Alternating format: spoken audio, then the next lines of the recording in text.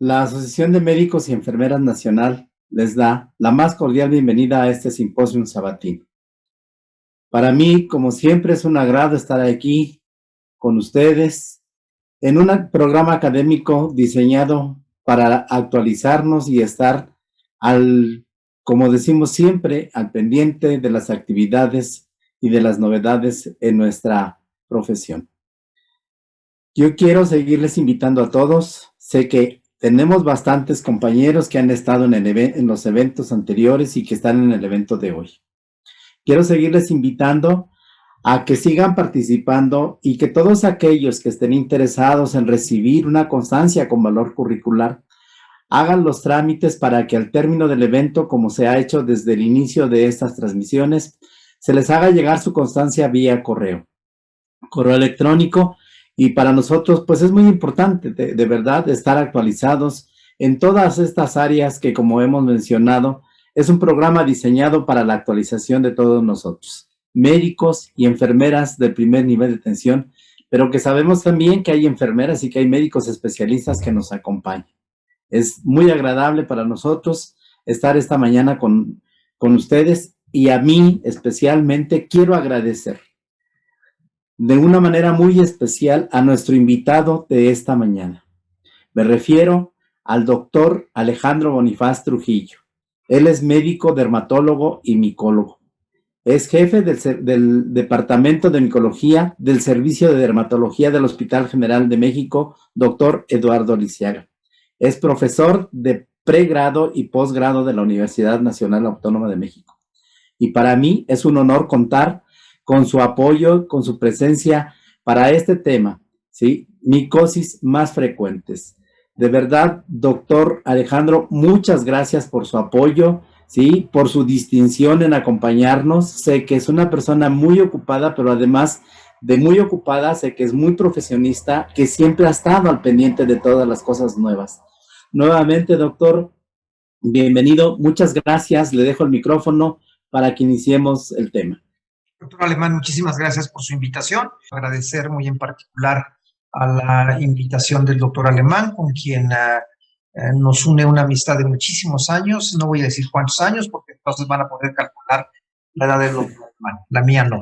Entonces, al final de cuentas, quiero agradecer esto. Y desde hace algún tiempo me escribió, bueno, ahora primero quiero decir algo. Este tipo de pláticas tienen una plus y un contra también, ¿no? El contra que veo es que no puedo ver a las personas que me están escuchando en la plática, siendo como una plática así de incógnito, diríamos, ¿no? Pero la gran ventaja es que lo podemos hacer desde casa. Y eso tiene implica toda una comodidad y una forma como va uno a transmitir. El día de hoy me había pedido el doctor Alemán que yo hablara ante esta asociación, la AMIEN, sobre las micosis más frecuentes en México. Y digo en México porque cambia de país en país. Voy a empezar, la plática tendrá, por el tiempo que tenemos, será una plática tranquila, donde podemos ir escuchando y viendo toda esta parte de la dermatología. Primero quiero insistir en algo. Me gusta mucho esta explicación que hay sobre cómo es la piel, y pienso que si tomamos una biopsia, un pedazo de piel, y la cortamos, como está puesto aquí en la diapositiva, no sé si les llama la atención que esta diapositiva parece la de un pastel y con hojaldres de chocolate al final, ¿no? Y esto es lo que de alguna manera explica lo que serían las micosis superficiales. Es decir, los ojos nada más afectarían la parte de arriba del betún del chocolate y no se profundizarían porque no tienen la capacidad de irse a dermis o epidermis. Es decir, no lo pueden hacer así. Aquí aparecen, por ejemplo, si yo agarro el universo de los ojos, de las micosis en general, voy a decir que el 95% de las micosis van a ser superficiales. Y de este universo del 95%, aquí aparecen las tres enfermedades que son más frecuentes: las tiñas, la pitirias versicolor y la candidiasis. Entonces, hoy, el día de hoy, como tema lo dicta así, que voy a hablar sobre las micosis más frecuentes, pues son esas tres. Las tres son las de consultorio, las tres son de pacientes que llegan con mucha cotidianidad. De hecho, hace algún tiempo, cuando mi maestro Amado Saúl hizo un artículo que se llamaba Las 10 enfermedades que llegan más a consultorio, pues estaba colocada entre el segundo y el tercer lugar las infecciones causadas por hongos. Obviamente la derma, en primer lugar, siempre se lo va a ganar el acné y después otro tipo de enfermedades. Entonces, al final de cuentas, voy a poner esquemáticamente lo que sería la capa córnea de la piel y entender que todos estos rayos que están conformados o que es este entretejido que va teniendo la última capa de la piel, nos permite una protección para el diverso tipo de infecciones. Pero como aparece aquí, los hongos y las bacterias pueden llegar y romper la queratina. Algunos, por ejemplo, necesitan de un traumatismo. Yo puedo tener, por ejemplo, por decir algo, un piquete de un zancudo o un traumatismo con una aguja o con una espina, y a partir de allí pueden entrar las bacterias o los hongos. Pero hay algunos, sobre todo los hongos, que no necesariamente requieren del traumatismo previo. Por ejemplo, sabemos que la capa que conforma la capa córnea es básicamente queratina. Entonces, tenemos algunos hongos que tienen enzimas, gran cantidad de enzimas que son las queratinasas. Y luego entonces no requieren de un traumatismo previo, sino que significa que de alguna manera, de manera propia, el hongo puede penetrar, romper, digerir, lisar esa capa córnea e instalarse. No hay que olvidarse que los hongos gustan de comer esta queratina y pueden vivir perfectamente bien. Entonces, regresando a las primeras enfermedades, las número 1 son las tiñas, que más correctamente debería yo llamarles dermatofitosis. Pero recuerden que cuando hay un término que ha ganado en general para toda la población, es difícil ponerle el término científico. Es como decimos sarna, pero no decimos escabiosis. Es decir, correctamente deberíamos decirle escabiosis. Entonces, yo voy a seguir con este término más general, el término de las tiñas, pero entendemos que las tiñas deberían correctamente llamarse dermatofitosis, es decir, estas infecciones que son causadas por este gran grupo de dermatofitos, que son los hongos que vamos a tener. Y ojo, es muy importante saber que los dermatofitos no van a ser igual aquí que en Europa o que en un lugar de África, es decir, cada uno va a tener nuestros propios tipos de hongos. Por ejemplo, en general, las tiñas afectan la piel y sus anexos. ¿Qué son los anexos? Las uñas, los pelos y uno que otro que tenga cuernos, que al final de cuentas los cuernos también son queratina. Entonces, miren, no sé si logran ver en esta diapositiva las flechitas que les he puesto, donde pueden ir colocándose. Aquí, por ejemplo, el corte de la piel parece de nueva cuenta un pastel, pero vean, aquí es un pastel de cumpleaños porque tiene vela. Esta vela que estoy poniendo aquí en realidad es el pelo. Y entonces los dermatofitos van a aprovecharse como una especie, yo lo pongo el ejemplo como que si fuese una resbaladilla, en donde van a afectar diversas partes del mandíbulo del pelo. Miren en estas dos fotografías estupendas, sobre todo la de la derecha, donde hemos hecho un corte de piel, una biopsia, y le hemos mandado a teñir de forma especial, y se pueden ver cómo los hongos están colocados justamente sobre la capa de la queratina. Ahí lo podemos ver perfectamente bien, y que ahondan perfectamente bien en esa zona, y van a mantenerse durante mucho tiempo, porque recuerden que la queratina se va a seguir formando, y los hongos podrán vivir sobre la piel durante muchísimo tiempo. Una uña puede tardar años parasitada por un dermatófito. Entonces, les recuerdo que los grupos de hongos pueden venir de 3 diferentes géneros. El género tricofitón, que de hecho, si ven los prefijos y se acuerdan de sus prefijos griegos, trico quiere decir pelo, ¿no? Fitón es planta, entonces la planta que afectaba el pelo. O microsporum, la espora que es pequeña. Y este último me gusta porque es epidermofitón, que quiere decir el que viene de la piel. Ahí se puede ver perfectamente bien. Ahora, fíjense que es muy importante esta cosa de los hongos, porque hay que ubicar que pueden venir de la tierra, como aparece en la diapositiva. Los hongos fueron adaptándose a los animales y entonces de alguna manera también afectan el pelo de los animales, de los gatos, de los perros, de los caballos. Y ahora también me pueden transmitir la enfermedad. ¿Cómo le llamamos eso? Una zoofilia, es decir, al final de cuentas una zoonosis. Es decir, donde aquí el hongo afectó al animal y el animal nos puede afectar a nosotros. Y por último, terminaría con la afección al humano, ¿verdad? Y obvio es de saber que los dermatofitos que más vamos a tener son los antropofitos, porque son los que se han adaptado bien al humano. Ahora ya tenemos algunos dermatofitos que viven y conviven con nosotros durante muchísimo tiempo. Por lo tanto, es importante reconocerlos cada uno de estos. Quiero mostrar, es interesante, cómo las tiñas han ido cambiando con el tiempo, como todo en la vida va cambiando con el tiempo. Miren qué interesante.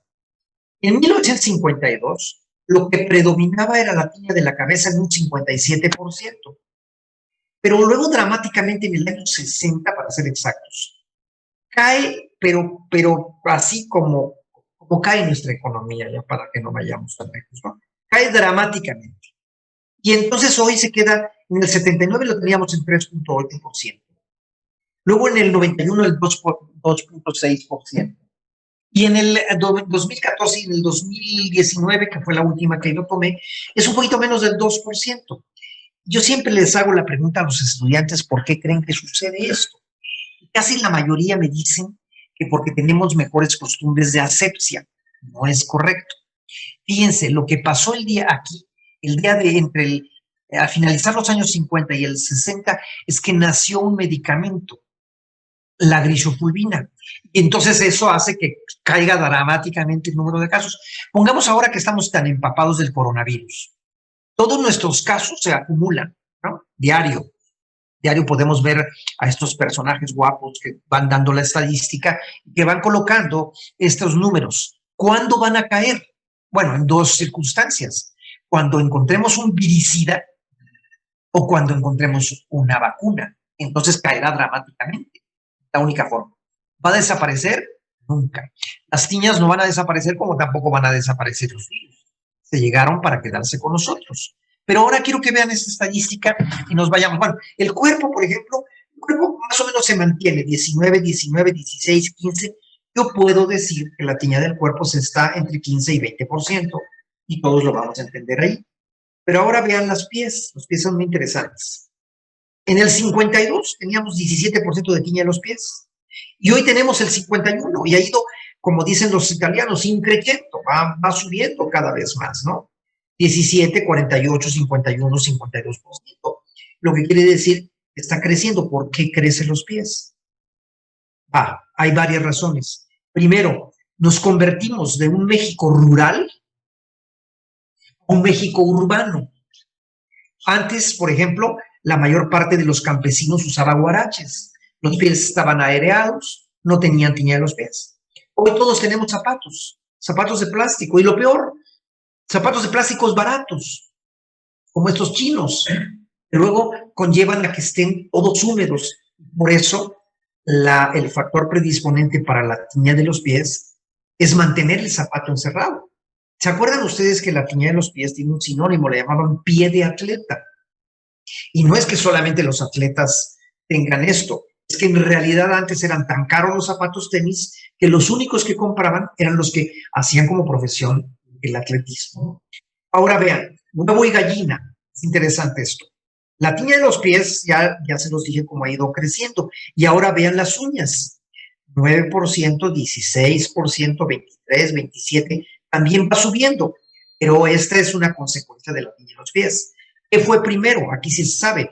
Claramente lo primero fue la tiña de los pies y el huevo la tiña de las uñas. Es decir, es donde va dejando. Todo uno va a tener una correlación entre una cosa y la otra. Esto es un panorama de lo que están sucediendo con estas enfermedades y que en realidad viene siendo una idea de cómo las enfermedades van teniendo movimiento estadístico. Eso lo entendemos perfectamente. Entonces, por ejemplo, en esta primera parte de la plática, yo voy a hablar es de todas estas enfermedades, de la tiña de la cabeza, del cuerpo, de la ingle, de las manos, de los pies y de las uñas. Ojo, también lo pueden decir en latín, suena muy bonito, ¿no? Tinea capitis, tinea barbae, tinea corporis, tinea cruris, tinea manum, tinea pedis. En realidad alguien decía, ¿para qué decirlo en latín si ya ni la misa se dice en latín? Es cierto, pero lo que pasa es que el latín hace como que, primero, como que se ve más elegante. Segundo, si uno quiere escribir las cosas en inglés, hay que usar el latín. Entonces lo pueden usar indistintamente de una otra. Además, los pacientes salen más contentos cuando uno dice, tienes una tinea cruris, muy elegantes, hasta pagan mejor, ¿no? Es decir, y sin embargo, lo que quiere decir es una tiña de la ingle, que diferente, ¿no? Es decir, para eso es bueno seguir tirando latinajos. Concentrándome ya en la primera de las enfermedades que voy a hablar, es la tiña de la cabeza. Y la primera regla que voy a poner, es decir, la tiña de la cabeza es una entidad casi, fíjense la palabra, casi exclusiva de los niños.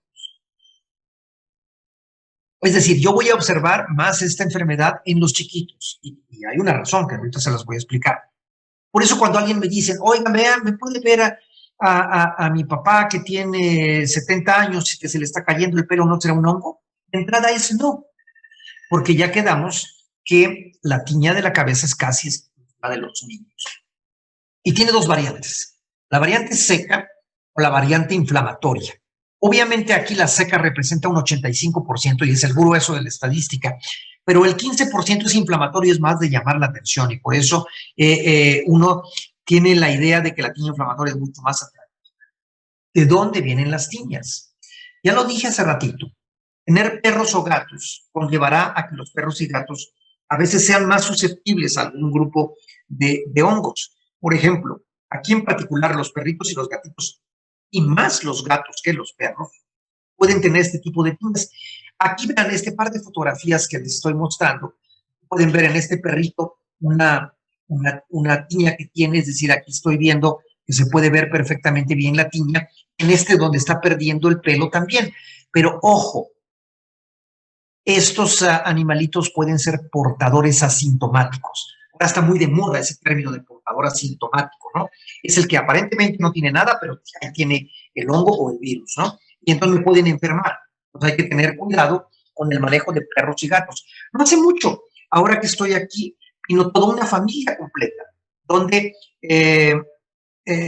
venía la niña muy pequeñita, los papás muy jovencitos, los abuelos infectados. Y yo la pregunta que les hago es, ¿y cómo se llama el gato o el perro? Entonces ellos quedan con la duda. ¿Cómo sabe que tengo gato o perro? Lo sé porque lo estoy viendo a través de la enfermedad y de la manifestación que están teniendo. Vean qué es lo que va a suceder con los hongos. Las esporas de los hongos caen y entonces esto es como roer un árbol. Miren qué curioso que las esporitas se multiplican y se van hacia abajo. Entonces, al final de cuentas,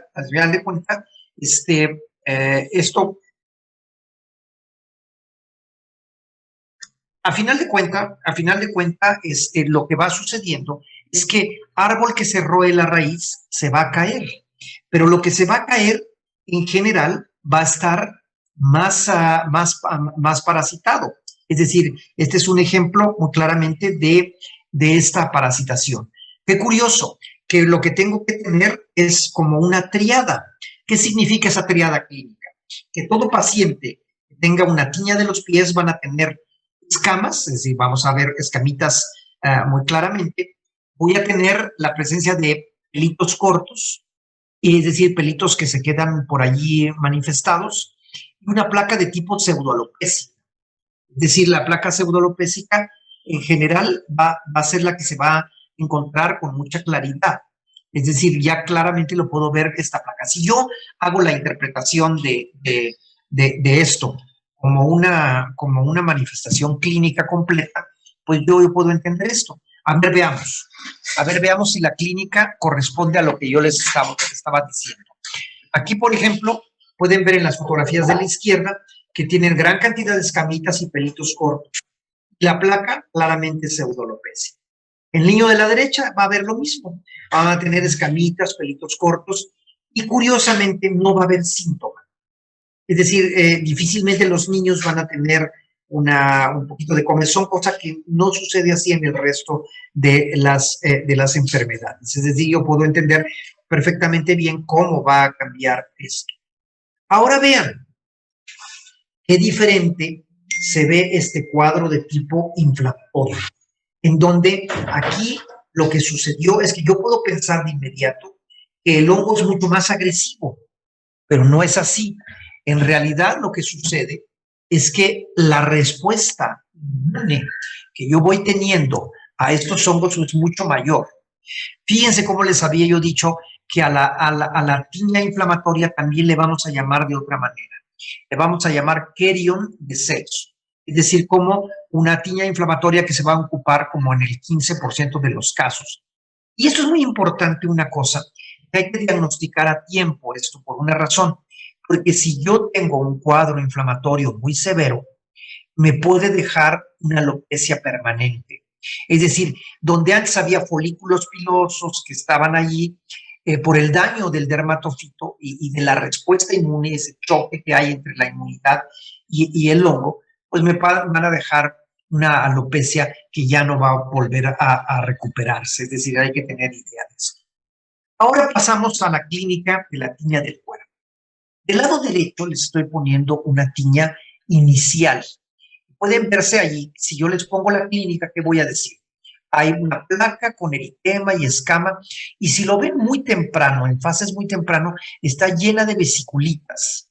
Por eso es que le llamaban a esta entidad, le llamaron durante un tiempo herpes circinado, le llamaban así, reflejando que esas vesiculitas daban la imagen de un herpes.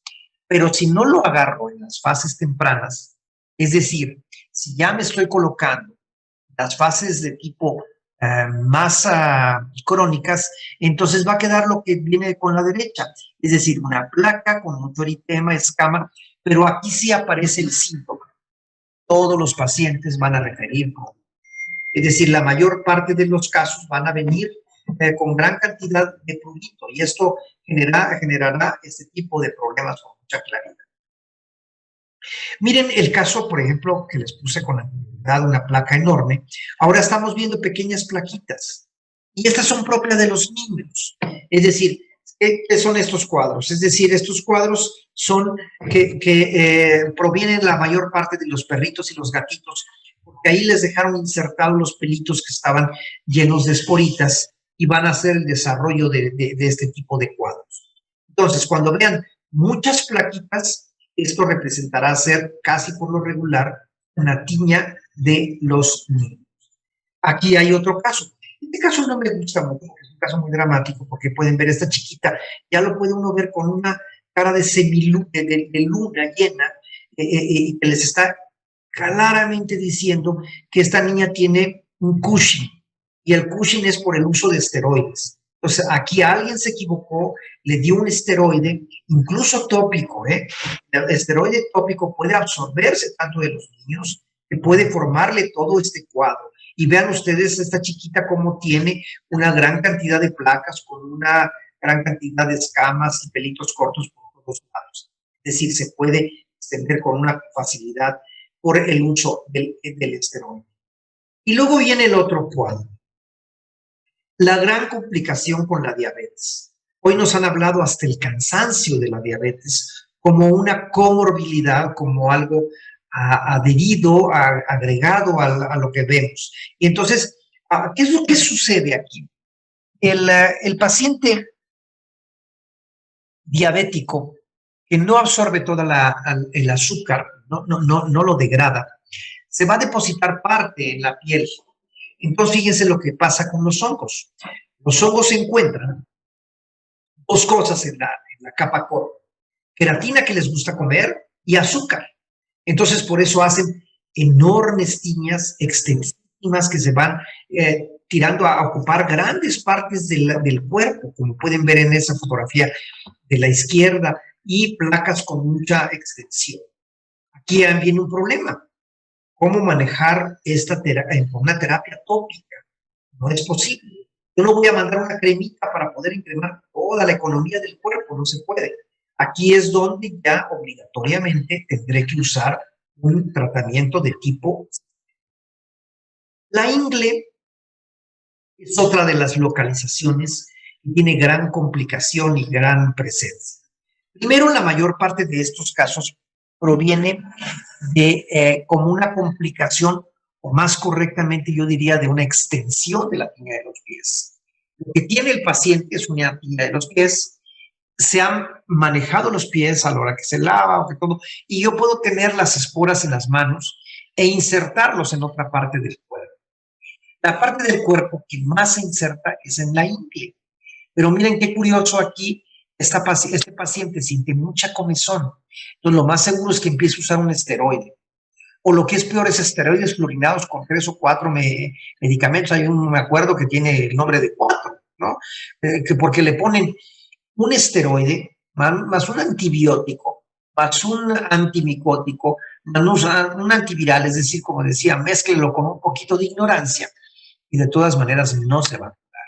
Es decir, ahí se da uno cuenta de cómo estos cuadros no solamente se complican, vean, no sé si logran ver en la fotografía que hay presencia de placas como blanquicinas, lo que quiere decir aquí que se agregó además la presencia de la cándida, es decir, estamos agregando aquí la cándida como algo externo. Luego las manos. Las manos también son un sitio clave para que se vayan los dermatofitos instalando, y aquí les pongo 2 ejemplos.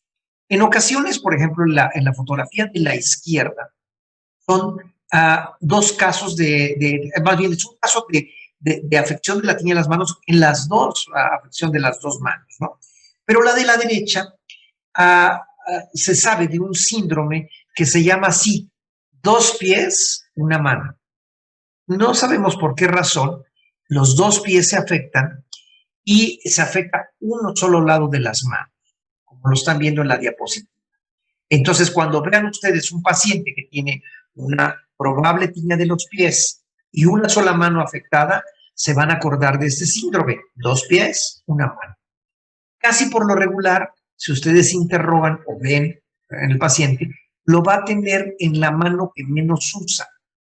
Por eso el predominio de la tiña de 2 pies, 1 mano lo va a localizarse en el lado izquierdo. La razón aquí la podemos medio explicar.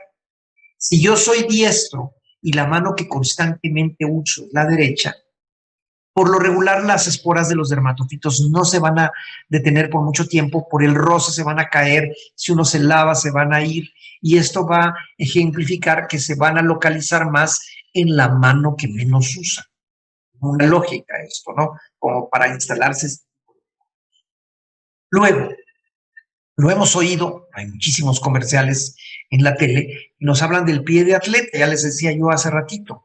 Lo importante es que en realidad los zapatos de plástico, no a la fuerza tiene que ser un tenis, un zapato de plástico cerrado, me va a dar humedad, que es lo que requiere el hongo para mantenerse. Bien, el dermatofito que más aislamos se llama Trichophyton rubrum. Curiosamente, el Trichophyton rubrum en esa fotografía de la derecha que les pongo en un baño, las esporas de un dermatofito pueden permanecer por más de 1 año si hay humedad. Lo que quiere decir que esto mantendrá una enorme cantidad de humedad y lo hará con la presencia de este tipo. Es decir, solamente se requiere, y por eso en los gimnasios, en las albercas, en las piscinas, en los hoteles de paso, todo donde uno pasa húmedo y rápido, pues puede uno pescar sus tiñas y sus dermatofitos. Concentrándome en la tiña de los pies, les recuerdo algo. Hay 3 formas clínicas. La primera es la interdigital, la segunda es la vesiculosa y la tercera es la hiperkeratosis. Yo creo que todos hemos visto cualquiera de estas formas clínicas o hemos tenido incluso. Les voy a ir poniendo un adjetivo para cada una de ellas. Por ejemplo, si yo pongo la interdigital, es la que más vemos. 7 de 10 casos van a ser interdigitales, son muy propias de los adultos jóvenes, de los chamacos, de los adolescentes, que usan tantos zapatos de plástico que se instalan con mucha frecuencia los dermatofitos. Luego la otra forma es la vesiculosa, y como su nombre lo indica, en realidad son muchísimas vesiculitas que van a tener. sea, ahí se puede ver perfectamente bien esto. Y esta forma es la forma más aguda y la que da más comezón. Es decir, donde el paciente refiere más prurito, es esta forma vesiculosa. Y por último, la forma hiperqueratósica, que como su nombre lo indica, son grandes capas de queratina las que han creado. Miren, esto es muy importante. Hay que hacer más énfasis en qué forma clínica tiene que en qué agente etiológico lo esté causando. Voy a poner un ejemplo. Yo siempre les digo cuando ven este caso, ¿qué tipo de tratamiento le deben dar, tópico o sistémico? Y entonces el que me contesta tópico, yo le voy a contestar que no penetra. Y el que me contesta sistémico, le voy a decir que no filtra. Es decir, aquí es muy importante romper con esa queratina. Por eso, lo más importante en este caso es usar un queratolítico. Y después del queratolítico, o conjuntamente con el queratolítico, puedo agregarle un tópico o un sistémico. Pero vean aquí cómo es interesante que la forma clínica me dicta el tipo de terapia que voy a usar, no el agente etiológico que estoy aislando. Entonces ahí se puede uno dar cuenta por qué la importancia que tengo de hacer énfasis en la forma. Luego vienen las uñas en los hongos. En realidad les deberíamos llamar tiña de las uñas si estamos seguros que son causados por dermatofitos. Pero como también puede estar agregada la cándida y algunos otros hongos, entonces usamos un término. El término es en general, para llamarle onicomicosis, es decir, los hongos que afectan la uña. Y aquí podemos ver, vean en la reglita, la onicomicosis distal, es decir, que allí voy a encontrar, si van siguiendo mi cursor, el 80% de las afecciones. Puede empezar en forma lateral o puede empezar en forma próxima. Eran las tres formas comunes. Y el plato ungueal se ocupó por completo. Entonces a la forma le voy a llamar distrófica total. Y hay una muy rara que se llama blanca superficial, que esa es muy sencilla incluso para tratar. Voy a poner un ejemplo. Es muy importante la forma clínica, muy parecido a lo que había yo dicho con la tiña de los pies, porque dictará un poquitito también el criterio de tratamiento. Aquí les estoy poniendo otro diagrama hecho de una forma diferente. La forma distal, como les había dicho, es la más común, 80%. Luego hay una lateral, pero vean que cuál es el problema de la lateral, que ya tocó la matriz ungueal. Aquí es muy importante. Y luego hay una que ya llegó a la parte proximal. Si cualquiera de estas tres se hace crónica, daría una distrófica total. Entonces, cuando yo vea una uña total, no sé cómo se formó, aunque yo puedo intuir que la mayoría viene de una subungueal distal. Es decir, les voy a poner cada una de las formas para que ustedes me interpreten cómo se da. Ahí se puede ver muy bien. Aquí yo siempre vuelvo a hacer la pregunta a mis estudiantes. Siempre les digo, ¿cuál es la que usted no quisiera tener? Ya sé que la respuesta es ninguna. Y ya lo sé, pero si tienen que escoger a fuerza una, yo la que nunca escogería sería esta. Miren, esta que estoy colocando donde mi cursor, la onicomicosis subungueal proximal, porque les voy a decir por qué. Porque de entrada es marcadora de VIH. Entonces vean cómo hay formas clínicas que ya me dictan otra situación. Yo tengo la obligación, si veo a un paciente con una onicomicosis subungueal proximal, inmediatamente de mandarle a hacer una prueba de VIH. Porque de esa manera yo puedo tener la idea si el paciente es o no portador del virus. Ahora voy a ejemplificar la foto número 1 y la 2. Fíjense, más o menos yo voy a sacar un porcentaje. Yo creo que en la mitad de la fotografía primera, más o menos se está ocupando el 50% del plato ungueal, mientras que en la segunda se está ocupando el 30%. Y vuelvo a hacer la pregunta, ¿cuál quisiera yo tener? Pues la que yo no quisiera tener, la segunda. Porque si bien es cierto, estoy ocupando un tercio de la uña, vean cómo ahora, si siguen mi cursor, ya tocó la matriz ungueal. Y cuando se toca la matriz de la uña, forzosamente debo usar un tratamiento sistémico, igual que en la proximal. Entonces, ¿qué pasa con la distal? La distal puedo usar un tratamiento sistémico o podría yo incluso usar un tratamiento. ¿Por qué? Porque no hay una afección de la matriz. Ahí ejemplificaría lo importante de esto. La clínica, como se los he venido enseñando paso a paso, es fundamental para hacer un diagnóstico. Pero también tengo otras formas de apoyarme. Mandarlo a un laboratorio donde generalmente le hacen un examen directo con potasa y donde voy a ver pelitos que están dentro o fuera y entonces ya me van a reportar eso, ya sé que eso se trata de una tiña. Los filamentos, si es del cuerpo de las uñas, me van a reportar filamentos o filamentos con algunos conidios. Ojo, vean los cultivos. No requieren ustedes, si ya tienen un examen directo positivo, no requieren un cultivo que esté positivo porque los cultivos van a tardar hasta 15 o 20 días en crecer, lo que significa totalmente que esto ya puedo llevar un mes de tratamiento cuando me están reportando el cultivo.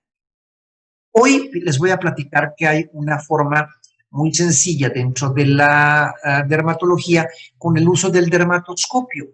El dermatoscopio son pequeños aparatitos como una super lupa, pero es mucho más que las lupas que usábamos. Es 4 veces más que las lupas y vean ustedes cómo puedo ver en este un patrón de pelitos cortos que están llenos de esporitas y algunos en coma.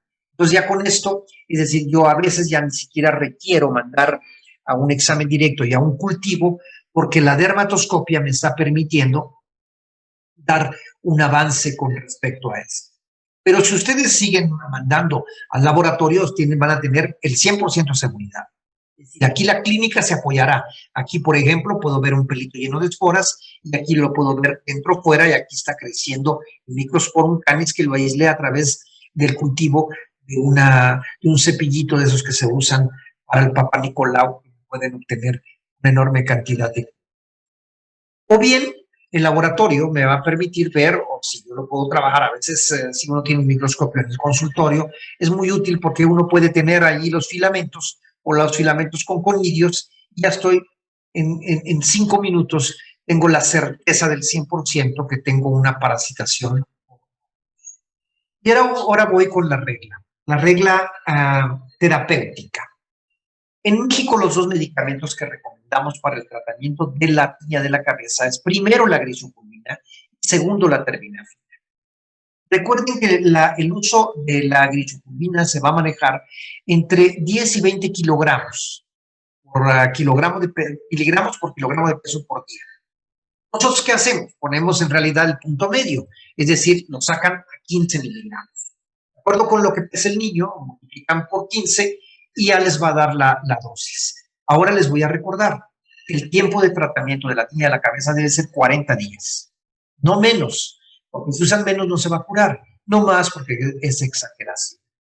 En el caso de que no encuentren grisoculmina o simplemente encuentren con más facilidad la terbinafina, pues pueden manejar de 125 a 250 miligramos.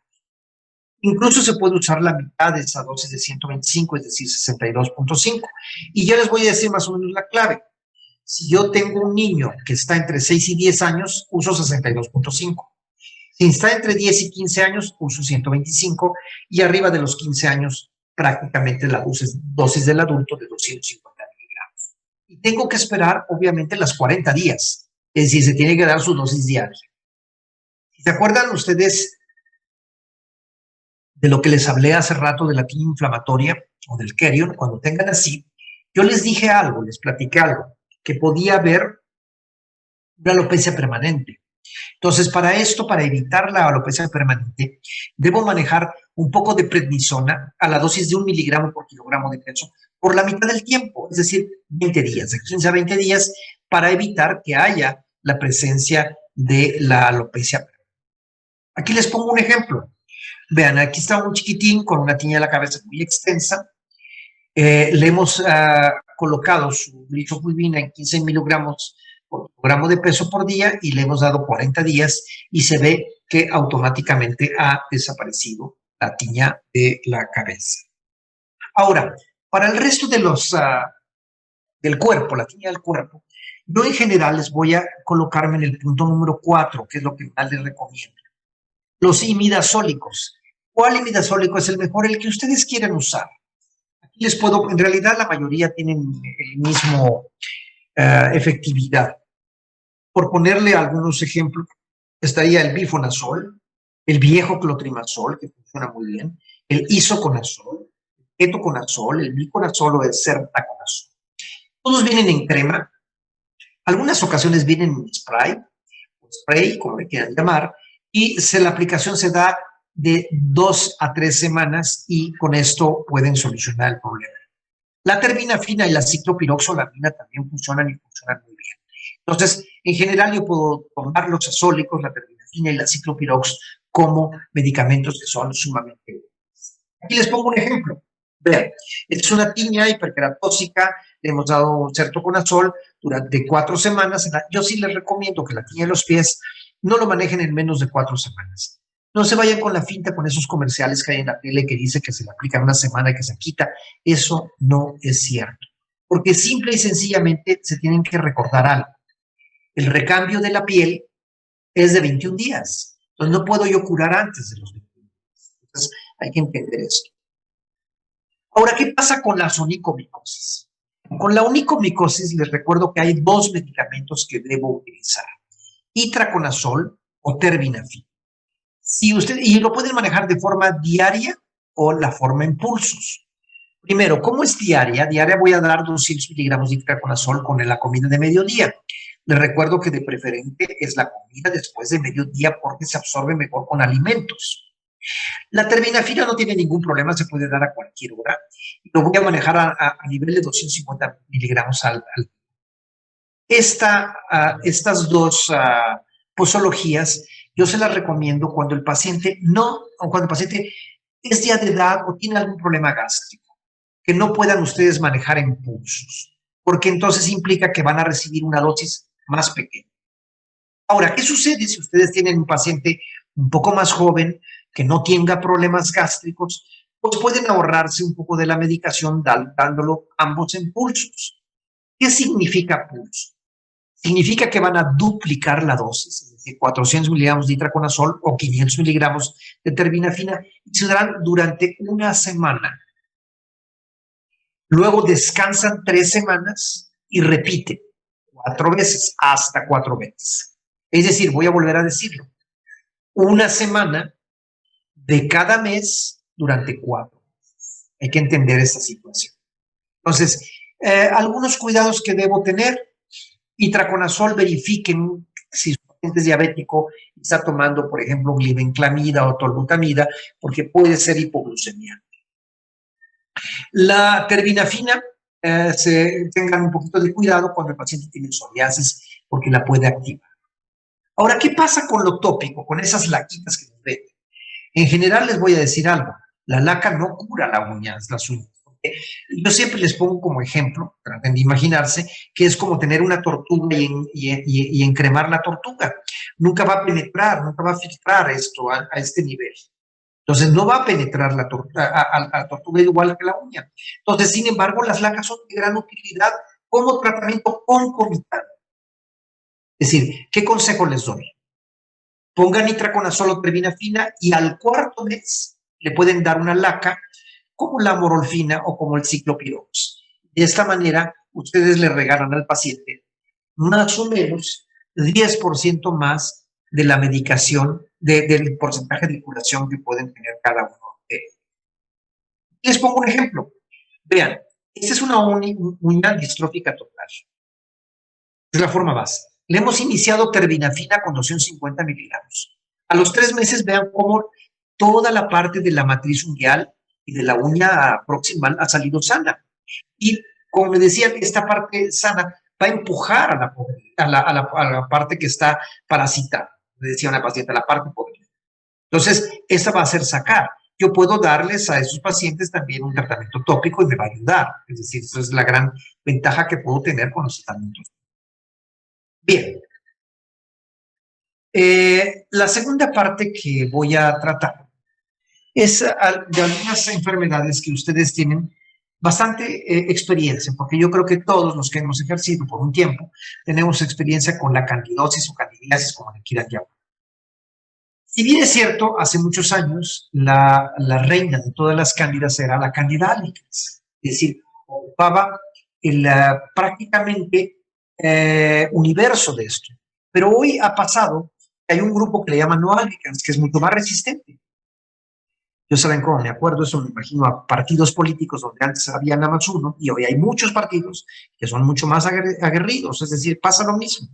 Recuerden que son infecciones oportunistas. En general, la cándida, sobre todo, va a tener su nicho en la mucosa y en la semimucosa. Pero de rebote también pueden afectar la piel, las uñas y excepcionalmente pueden afectar diversos órganos. Yo no voy a tratar, por ejemplo, la afección pulmonar o bronquial. Eso será independiente de las otras afecciones. Recuerden que cándida es parte de nuestra microbiota. Como decíamos hace tiempo, es parte de la flora, decíamos. Ahora se nos ha enseñado a cambiar la terminología, pero es lo mismo, ¿no? Es decir, es un hongo que vive con nosotros, vive y convive con nosotros. Vive sobre todo en las mucosas de la boca, de la vagina, en la mucosa intestinal, y entonces aquí hay un equilibrio. Si el hospedero gana, no va a haber candidosis. Si el hongo gana, aparecerá obviamente la candidosis como parte.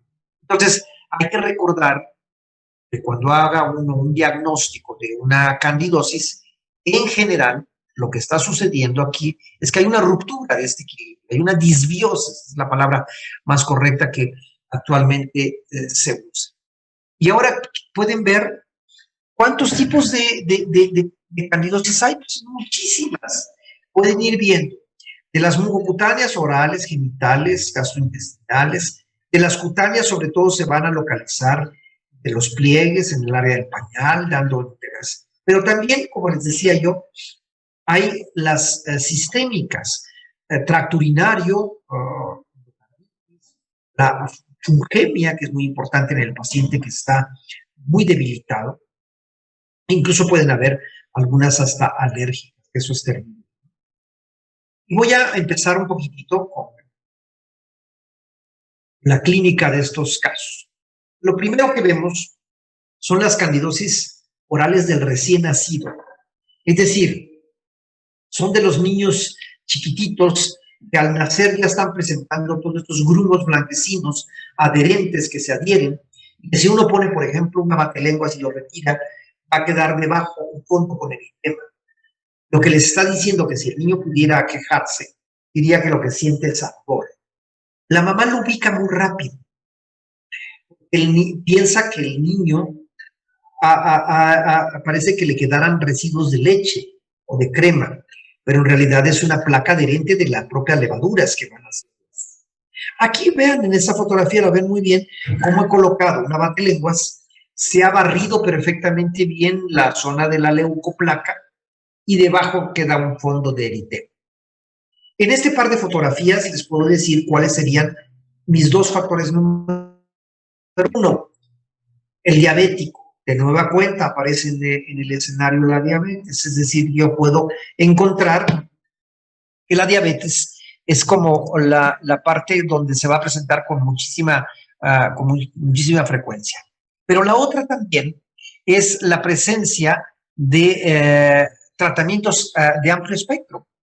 Hoy por hoy, por ejemplo, en los laboratorios cada vez contamos con mejores antibióticos que barren con toda la flora bacteriana, pero también hacen que predomine la micótica. Por eso hay que tenerlo en mente como un factor de asociación. Y este es el caso que vemos con más frecuencia asociado al VIH. Mira, vean ustedes cómo hay una gran parasitación en el esófago, e incluso hay una esofagitis a diversos niveles. Por eso es muy importante, si ustedes ven un paciente VIH con una glositis muy marcada, recuerden que aquí hay que tener la idea de que a esto hay que agregarle un tratamiento de sistema oral, porque si no, no va a llegar a todos los niveles en que llegaría el antimicótico que está dentro. Luego viene el gran terreno de la cándida, donde es, como diría yo, es la reina, que es prácticamente la vaginitis. ¿Ya? Solamente lo supera en vagina la vaginosis, la de Gardnerella. Pero eso ya lo saben ustedes que el término incluso clínico es diferente. Uno es vaginitis porque hay un cuadro inflamatorio, irritativo. Y en cambio la vaginosis no hay un cuadro inflamatorio. Es el segundo más frecuente. Yo les recuerdo, de las vaginitis, hay un cuadro inflamatorio, cándida va a ser la número 1. Y si ustedes lo relacionan sobre todo a embarazo, será la super número 1. ¿No? Tiene entonces que asociarse con muchos factores. Y les recuerdo que puede haber un cuadro agudo y crónico. A veces cuando uno piensa en estos cuadros de vaginitis, siempre lo relaciona uno con un cuadro agudo, pero se olvida uno que puede ser una paciente diabética, que tiene por muchísimo tiempo niveles muy elevados de azúcar y que la cándida se puede presentar a nivel de tipo vaginal, pero crónico, que se ha extendido por muchos lados, ¿no? Entonces, también recuerden que la balanitis es un rebote de la vagina. Es decir, podrá de un lado para otro y cambiará básicamente en esto por la relación sexual. El varón va a adquirir una balanitis que es mucho menos frecuente, pero es más irritativa.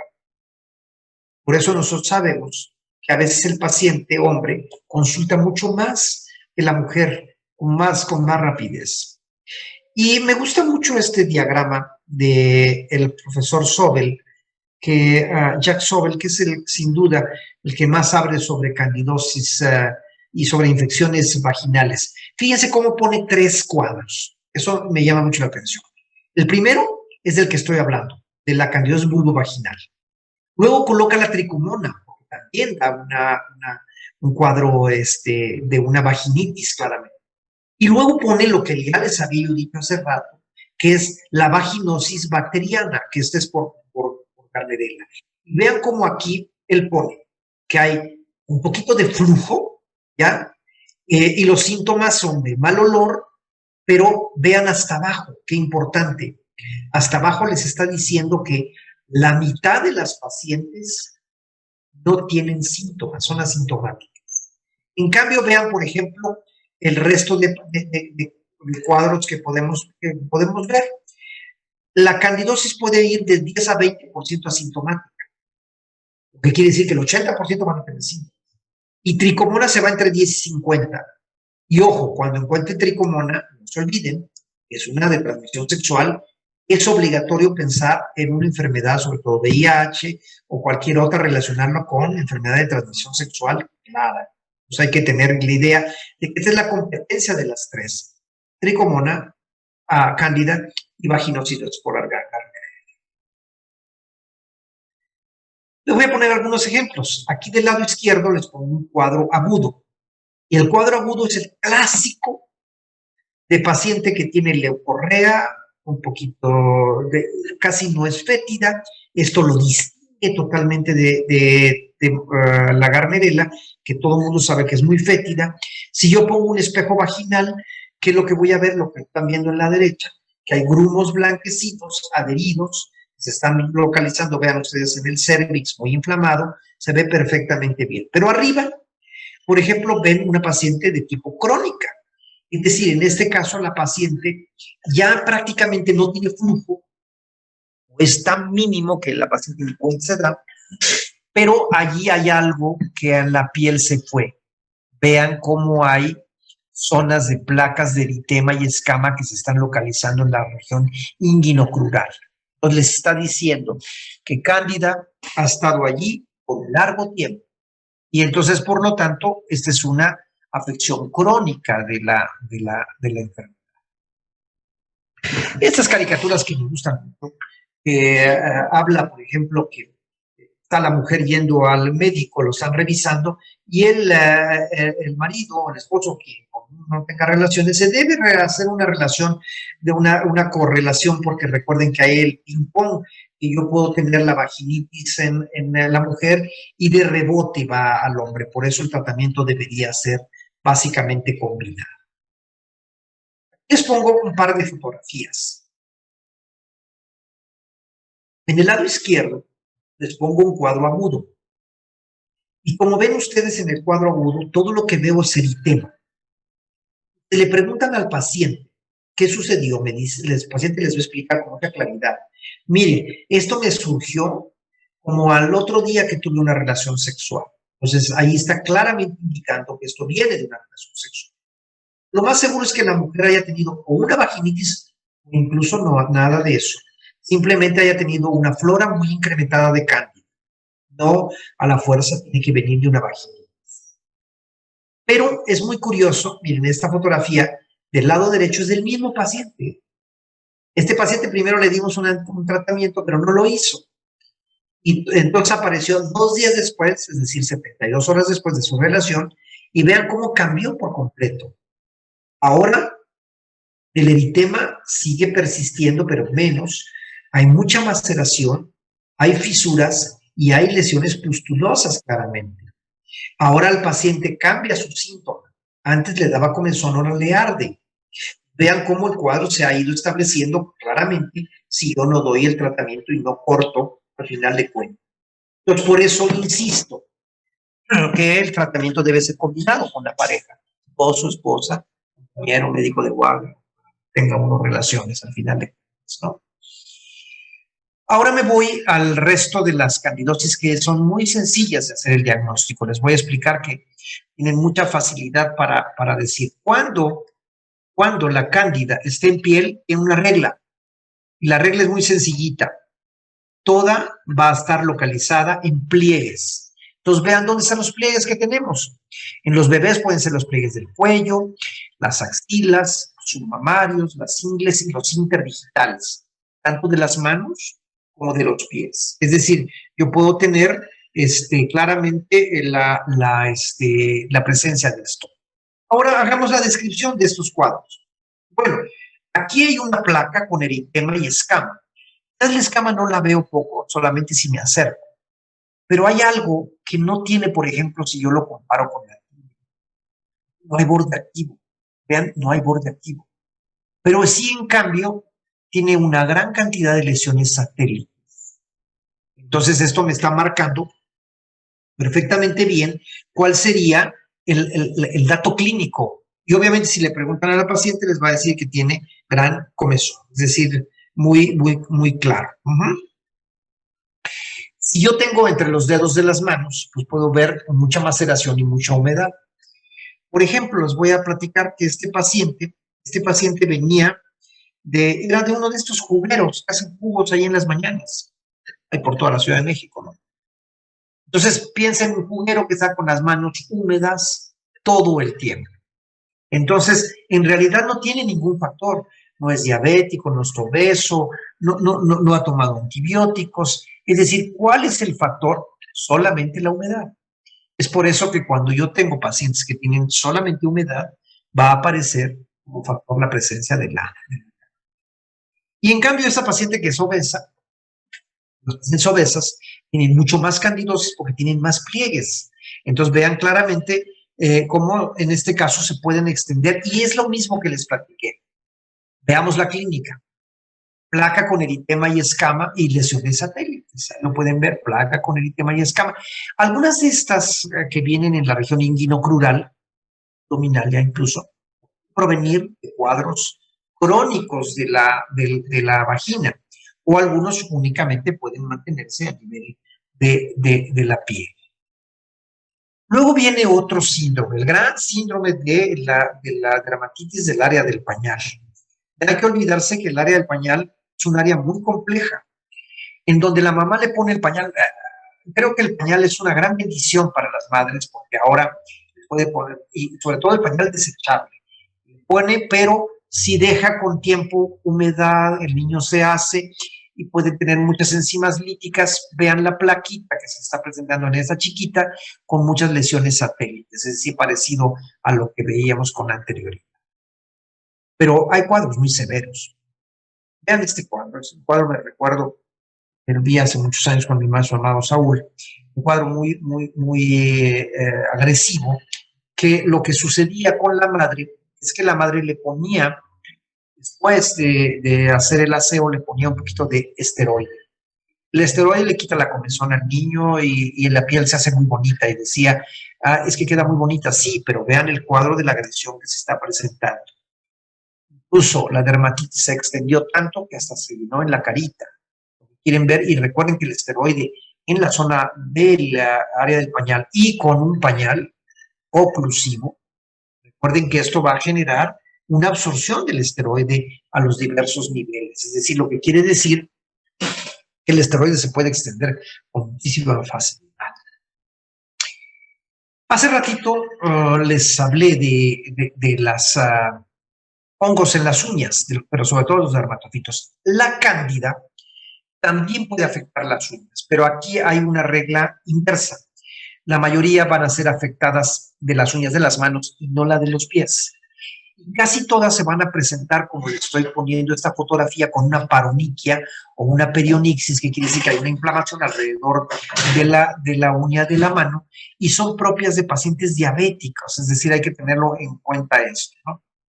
Ok, ya he dado todo un repaso de la clínica de la cándida, que es bastante fácil. Yo sigo insistiendo que el diagnóstico básicamente va a ser clínico. Pero si tenemos la oportunidad de que un laboratorio nos apoye para hacer el diagnóstico, vale la pena tener la idea de que hagan un examen directo y que con este yo observe la presencia de pseudohifas o levaduras.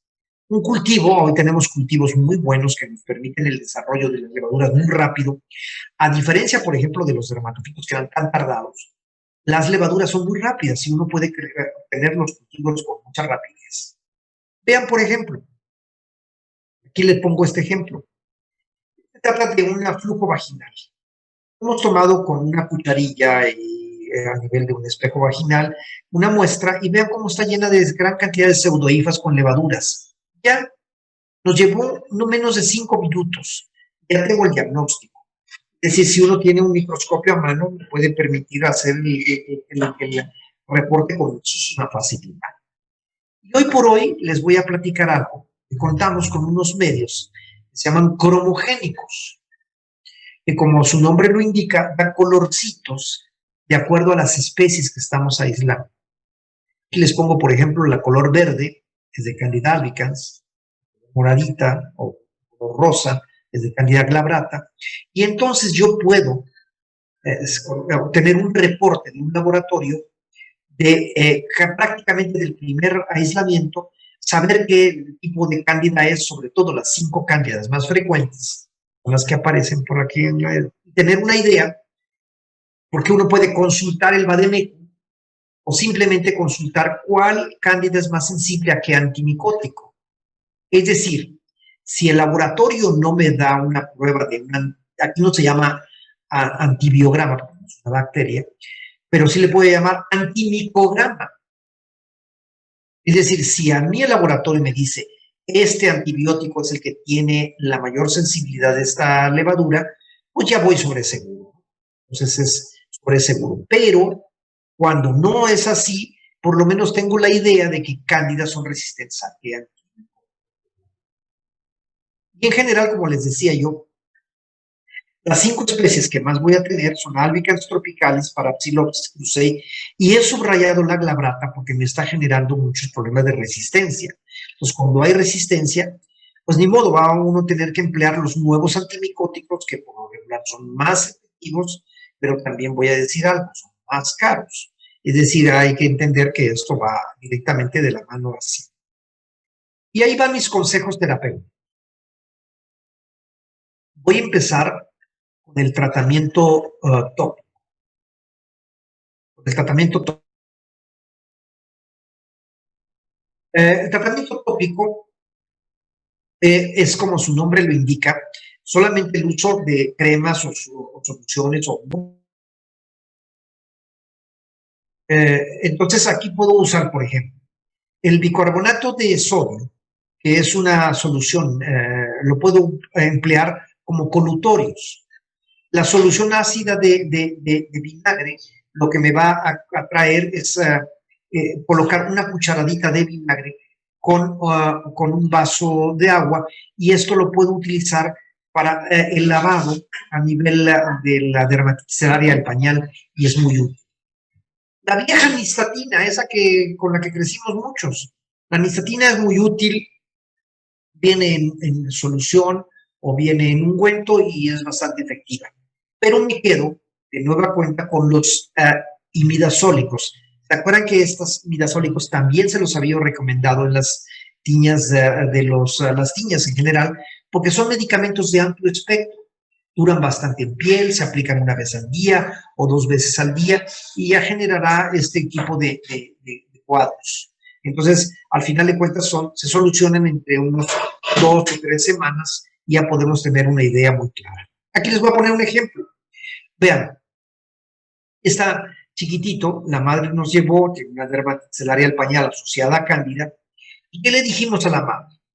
Más cambio de pañal. Necesita estar durante más tiempo aereado.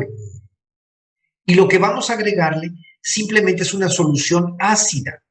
Voy a volver a repetir, una cucharadita de vinagre en 1 litro de agua. Una cucharadita de vinagre en 1 litro de agua. Eso me va a dar una solución ácida. Y a la madre le voy a decir que lave el niño de esta forma y ni siquiera requiero de usar un antimicótico.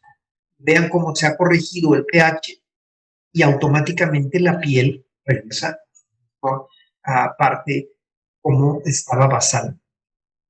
Ahora, ¿qué pasa con los casos extensos, los casos graves que voy a extender? Pues bueno, en estos casos lo que voy a tener es el uso de algunos antimicóticos orales y que los demás empleados, el ketoconazol ya no lo recomendamos, un medicamento que es hepatotóxico. Nos quedamos con el itraconazol y sobre todo con el fluconazol. El fluco es bastante bueno, muy efectivo. Cuando uno aísle Candida albicans, uno va a tener la idea de que fácilmente va a solucionar el problema. Ahora, ¿qué pasa cuando el paciente no responde al itra o al fluconazol? Porque hay resistencia o porque no funcionó, ni modo, ahí uno tendrá que entrar los nuevos antimicóticos como el voriconazol o el posaconazol, que son muy efectivos, pero son muy caros. Uno tendrá. Y para los casos graves, dejaremos la anfotericina B y la caspa. Es decir, serían ya otro tipo, a otro nivel estos. Les pongo un ejemplo. Vean, este es un paciente VIH que solamente le dimos 2 dosis de fluconazol. 2 dosis. Es decir, lo que quiere decir que cuando la cándida es sensible al medicamento, funciona muy rápido. Uno da la idea de la rapidez con la que está funcionando. Por ejemplo, en esta balanitis usamos una sola dosis, lo que quiere decir que es bastante sensible, no así todos los casos. Hay casos que está uno metiendo 3, 4 dosis. Cuando ya sucede eso, mi recomendación es cambie de medicamento, porque al final de cuentas eso es lo mejor que puede uno generar con este tipo de...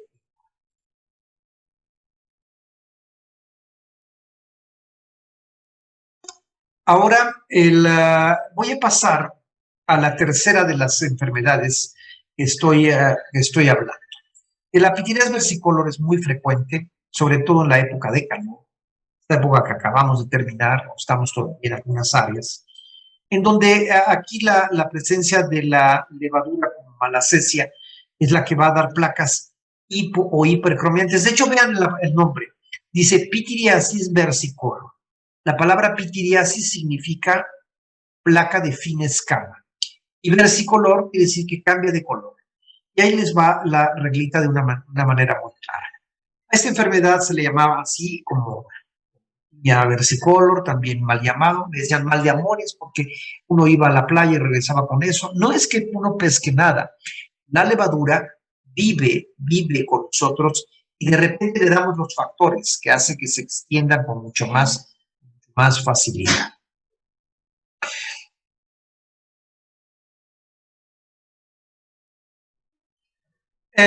Aquí no puedo ver los datos que me pueden hacer. En la presencia en climas cálidos, les recuerdo que esto es de gente joven, que cuando hay mucho más humedad va a tender a dar cuadros mucho más fáciles y más severos de ver. Y otra cosa acelera la pitiriasis versicolor. La pitidíasis versicolor lo acelera también la presencia de productos grasos como el ácido palmítico, el aceite de coco o los filtros que se usan para el sol que tienen gran cantidad de grasa y eso hace que se acelere en gran medida. ¿Qué otras cosas? El uso de licra, el uso de estos trajes de neopreno, estar ante fuentes de calor va a hacer que va a presentar todo este tipo de cuadros. Vean cómo la topografía clínica de la enfermedad básicamente va a ser en el tronco por la cara anterior y posterior. Y en esta diagramita pueden ver los puntos rojos son los frecuentes, los puntos verdes son los menos frecuentes, los que voy a obtener. Es decir, puede ver el cuadro de cómo se van a presentar unos y otros. Y aquí está el ejemplo prototipo de la enfermedad. Tienen ustedes un paciente de piel morena, lo que van a ver son manchas blancas. Si tienen lo contrario, un paciente de piel clara, lo que van a tener son manchas como café con leche, es decir, que se puede ver diferente. Recuerden algo, esta es una entidad asintomática. Entonces los pacientes que más se preocupan es porque piensan, sobre todo cuando se están desmanchando, piensan que tienen vitiligo. Pero les recuerdo algo, el vitiligo no tiene escamas. En cambio, esa tiene una escama muy finita. Una escama finita que se pega a los dedos. Da la impresión como cuando uno agarra una telera o un bolillo. Esa polvo blanco que se viene grasoso es la parte que uno le puede empezar así, con pequeñas manchitas que se localizan en la espalda y que incluso no molestan, son asintomáticas, pero a veces se extienden ya mucho. Vean, este paciente ha estado expuesto a gran cantidad de sol y calor y entonces la pitidíasis se extiende por todos lados. De nueva cuenta, no hay ningún síntoma. Uno se acerca, está lo que les decía yo, esas manchitas con una fina escama. De hecho, la palabra pitidíasis quiere decir mancha de fina escama. Le puede uno ver con mucha claridad. Si uno tiene pacientes de piel clara, sobre todo los pacientes, a los que vienen de piel rubia, de piel clara, entonces lo que van a aparecer son manchas, café con leche, que se pueden ver. En este caso lo pueden ver en el tronco por la cara central, pueden ver que no hay ninguna parasitación y el resto está parasitado de una pitidíasis. Es decir, se pueden ver con claridad. Al igual que la cándida, también el laboratorio hace su papel. Un examen directo me va a reportar levaduras e hifas y eso ya es un diagnóstico. No se requiere un cultivo. ¿Por qué? Porque esta es microbiota, es parte de nuestra flora. Pero les voy a dar un tip. Lo mejor es usar la luz de Wood. ¿Qué es la luz de Wood? Es la luz ultravioleta. La luz negra, la luz de discoteca, es la que se va a presentar con mucha fluorescencia. Los pueden ver. Miren ustedes esta chica con su cara en manchitas hipocromiantes, que yo incluso podría pensar en una dermatitis solar. ¿Cómo lo he sometido a través de la luz de Wood y cómo florece? Lo que florece en realidad es el hongo. Hay que tener en mente que esta situación puede hacerlo así con la presencia de esto.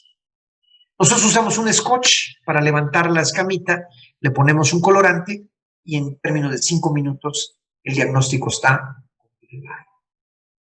¿Qué usar de antibióticos? Hay muchos, pero yo voy a hablar por tercera vez de los imidazólicos. Los imidazólicos son los que tienen amplio espectro y va bien, pero voy a poner un bemol aquí, voy a cambiar algo. No usen cremas. No usen un antimicótico en crema, porque recuerden algo, esta enfermedad se da por el exceso de grasa y yo no le voy a poner el antimicótico en grasa. Entonces aquí la selección estará en que busquen un antimicótico que venga en atomizador, es decir, en spray. Entonces aquí ya se reduce el número de antimicóticos que vienen en esta presentación. Los que más encontramos en el mercado son el isoconazol y el ifonazol. ¿Ya? Epoconazol también aparece en spray. Ciclopiroxalamina, no me recuerdo si en México hay esta presentación. Entonces ahí tenían mi idea. Y entonces, ahora, ¿qué pasa con los casos extensos? ¿O pueden usar ketoconazol? Recuerdan que hace ratito les dije que no lo usábamos más este medicamento, pero 7 días es muy poco tóxico. Y si quieren estar más seguros, usen mejor itraconazol durante los mismos 7 días. Esto sobre todo en los casos muy extensos, para evitar esto. Y aquí pueden ver el tratamiento con itraconazol, 7 días a 200 miligramos, y entender que la recuperación de la pigmentación es muy lenta. Es decir, no quiere decir que al acabar el tratamiento el paciente va a estar despigmentado o pigmentado. No, hay que esperar un tiempo que la piel vuelva a tomar el cambio. Y ya como último adendum, les voy a decir, hablando del mismo hongo de la malacesia, les voy a decir que la malacesia no solamente da la pitiriasis versicolor, sino da la dermatitis seborreica. La dermatitis seborreica es la forma elegante de decir caspa. Entonces, y entender que la dermatitis seborreica es ocasionada por una diversidad de cosas. Por ejemplo, factores infecciosos, ya lo dije, la malacesia le gusta la grasa que tiene el paciente en exceso y por eso se multiplica y da síntomas de irritación y de prurito. Por ejemplo, hay factores inmunológicos. Hoy aprendimos que el paciente que es VIH, de SIDA, puede tener una depresión de los linfocitos CD4 y entonces la malacesia predomina. Neurológicos, por ejemplo, la gente que tiene Parkinson tiene más dermatitis seborreica. Ambientales, la gente que vivimos en las ciudades tiene más seborreica que la gente que vive en el campo. Medicamentos como la cimetidina me hacen aparecer, productos comerciales, pero lo genético es el centro de todo. Alguien que es seborreico va a dar hijos seborreico. Entonces, es la cantidad de grasa. Me llama mucho la atención un comercial que hay en la tele. Tengo caspa, voy a la farmacia, compro X producto y se cura. Eso no puede ser cierto, porque no se puede curar la seborrea. El paciente seborreico seguirá siendo seborreico. Lo que hacemos con darle un antimicótico es matar a la malacesia y bajan los síntomas y los signos. Pero con el tiempo va a volver a repoblarse. Entonces, esta es una enfermedad de control, no de curación. Ya le cuento el tiempo. Vean, por ejemplo, me gustan mucho estos comerciales. Por ahí de los años 60 aprendieron a decir que la caspa o la dermatitis seborreica era infecciosa y por eso sacaban estos comerciales en inglés que dice infectious dandruff, que quiere decir como que la caspa es infecciosa, ¿no? Y en esta fotografía que se me hace estupenda, pueden ver la mujer viendo hasta la malacesia del hombre. Ya ven que las mujeres ven más allá de lo que el hombre puede. Entonces es increíble, ¿no? La presencia de esto, ¿no? Les recuerdo algo. La levadura vive en nosotros, es parte de nuestra microbiota. Es increíble de este reporte. En 1 centímetro cuadrado de piel grasa, tenemos 500.000 de levaduras. Por eso es aquellas personas que se sientan solas no están solas, por lo menos pobladas de levaduras. Hay que entender eso. Que la topografía clínica más común va a ser la región de la cuero cabelludo, de la piel cabelluda, de la cara y del tronco. ¿Ya? Hay que entender que esta es la zona donde más vamos a ver la dermatitis seborreica. Aquí pueden ver, aquí les pongo 2 casos severos, pero en realidad hay casos que no tienen eritema o que no tienen prurito. Yo, por ejemplo, soy seborreico y no tengo prurito. Si uso algún shampoo que tiene un antimicótico, se puede controlar. Es una enfermedad de control, ¿no? Pero vean estos 2 caras. La cara de una mujer muy seborreica o un paciente de VIH. Tiene 4 veces más de lo que normalmente un paciente normal podríamos tener. Okay. Incluso hasta los perros tienen dermatitis seborreica. Incluso me llama la atención que este era un comercial que daba un producto que usaban un perrito. Ahora que ha habido un aumento en la tenencia de perros por todos lados, tienen la gente. No tienen marido, pues lo cambian por un perro, ¿no? O viceversa, no tienen novio, pueden tener un perro. Pero los perros pueden tener caspa, pueden tener dermatitis seborreica, pero lo que cambia con el humano es que la malacesia del perro es diferente. Es decir, es una malacesia que no es de tanta grasa. Entonces, lo podemos ver claramente. Diagnóstico micológico, yo no lo sugiero. En realidad, esto es clínico.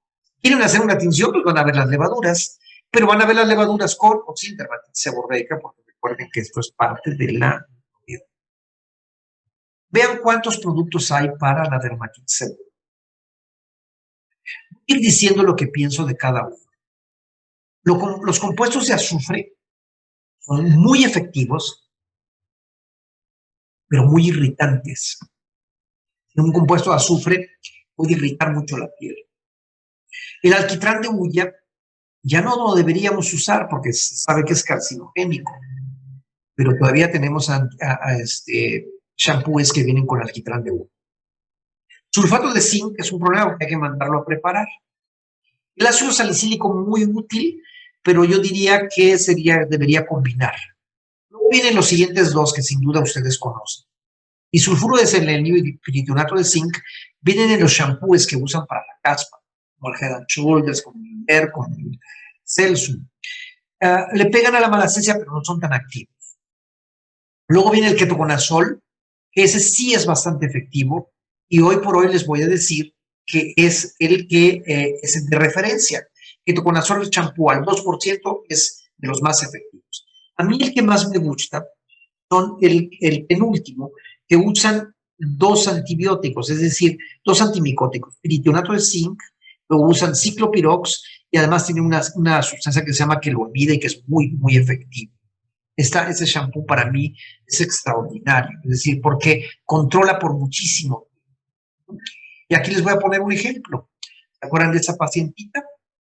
Pacientita con una dermatitis seborreica, usé este shampoo que les he dicho, en el ciclopirox, piritonato de zinc, queloamida, y el shampoo dos semanas después, vean ustedes la respuesta que tiene a las antivirales. Al final de cuentas, es un control de la seborrea con muchísima claridad. Bien, con esto he dado un repaso de todo lo que serían las micosis más frecuentes que observamos. Quiero pensar y dejar tiempo por si alguien tiene alguna pregunta o comentario que me lo hagan directamente o a través del chat, ya sea que el doctor Alemán o Alberto me hagan favor de llevar las preguntas que puedan haber llegado. Querido doctor Alemán, servidor.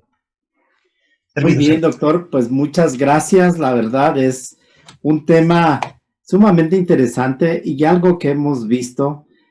Ustedes tuvieron hace poco un congreso internacional precisamente de esto, donde hablaban de cómo debemos de hacer un diagnóstico, porque la verdad las cosas en dermatología se parecen mucho. Y luego hacemos lo que usted mencionó prácticamente al principio, las iatrogenias por usar esas cremas mágicas que sí. Sí, entonces yo creo que esto es de suma importancia que nosotros también no confundamos nada más que es dermatología, también la micología. Es muy importante hacer el diagnóstico de los hongos, como nos los ha dicho. Y bueno, ahorita hablamos de los hongos aparentemente superficiales, pero hay otros que afectan órganos internos. Sí, y entonces yo creo que esto es de verdad de suma importancia para todos los que manejamos atención primaria. Entonces, invitamos a todos nuestros compañeros que están en el evento, por favor, si tienen dudas, preguntas, como dijo el doctor, pueden hacer sus preguntas directamente o en el chat para que nosotros podamos transferírselas al doctor.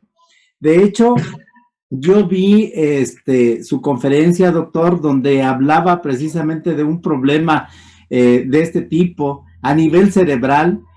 Sí. De verdad, es increíble cómo nosotros nos podemos ir, como dijo, con la finta de cosas superficiales sin ver todo lo que hay detrás. ¿Sí? Este caso que usted está comentando es muy interesante porque el paciente tenía una sinusitis crónica y esa sinusitis crónica se le asoció un hongo. Y en realidad estos hongos hacen unas pelotas a nivel de los senos nasales. Y el problema de eso es primero hacer el diagnóstico. En realidad el tratamiento es quirúrgico. Ahí ese es un tratamiento del otorrino. El otorrino debe retirar esa masa y darle un antimicótico. Parecido al que les hablé el día de hoy. Pero allí sucedió que a este paciente le pusieron esteroides. Y ahí volvemos, es el pecado. Mao Saúl decía que los esteroides eran el canto de la sirena, decía, ¿no? Que eran muy atractivos. Y entonces el hongo se fue metiendo a través de la masa cerebral hasta ocupar yo estuve en la autopsia de ese paciente y era prácticamente el tamaño de mi puño en la masa de los hongos y obviamente lo llevó a la muerte. Eso es para entender que los hongos no son tan superficiales algunos. Algunos pueden llegar a desenlaces fatales. No sé si ya tienen algún comentario o pregunta. Parece que apenas están haciéndolos, doctor. Venga, ahorita vamos a esperar. Pero de verdad, o sea, yo insisto, a mí me llamaba mucho la atención y de verdad agradezco el que haya estado con nosotros. Yo lo sé, así como lo mencionó, alumno del doctor, yo creo que uno de sus mejores alumnos. Por lo menos alguien, por lo menos el más cercano, diríamos, ¿no? Por lo Sí, menos. yo todavía Sí. el día de hoy, todos los días digo la palabra Saúl, todos los días lo recuerdo y todos los días sigue siendo una guía porque era un hombre de esos personajes que llegan a la vida de uno cuasi sabios, ¿verdad? Que tienen esa virtud de la ecuanimidad, de la simpleza para dar sus diagnósticos y tratamientos. El maestro tenía eso. De hecho, la palabra que ahora se me ocurre es la de ecléctico, un hombre muy equilibrado, ¿no? Así es, sí, Dios, nosotros tuvimos también el gusto de compartir con él, así como con usted, y Gracias. realmente, bueno, pues eran y siguen siendo para mí, usted sigue siendo uno de los mejores micólogos de México con Gracias, sus libros doctor y siendo profesor, o sea, definitivamente, sí, creo que es reconocido a nivel internacional y me da mucho gusto. Bueno, Gracias. parece que preguntas no hay, doctor, solamente No hay. felicitaciones por la charla. Gracias. Sí, excelente charla y yo creo que de verdad que Oiga, sí, así es. dice, como decían, cuando no hay preguntas son por dos razones. O todo quedó muy claro o no me entendieron nada. De plano, una de las dos razones, ¿no? Pues, doctor Alemán, le agradezco mucho la invitación para compartir con ustedes este sábado, ¿ya? Y decirles algo, mi admiración y mi respeto para los que están trabajando pacientes con, pacientes con COVID, ya sea directa o indirectamente, porque todavía estamos en una situación muy compleja. Decir que lo más que hay que insistir es en cuidarse, ¿verdad? Creo que es lo más importante. Sí, así es, doctor, y de verdad, bueno, pues yo creo que así las cosas nada más son, muchas gracias, muy interesante tema, muchas felicidades, y yo creo que de verdad agradezco infinitamente su participación. Espero contar con su participación en otras ocasiones, doctor. Sin duda, si Muchísimas tenemos el gracias. tiempo, encantado de la vida, doctor Alemán. Ajá. Gracias, hasta Muy luego, bien. doctor. Pues bueno, buen sábado, buen fin de semana. Cuídese mucho. Ajá.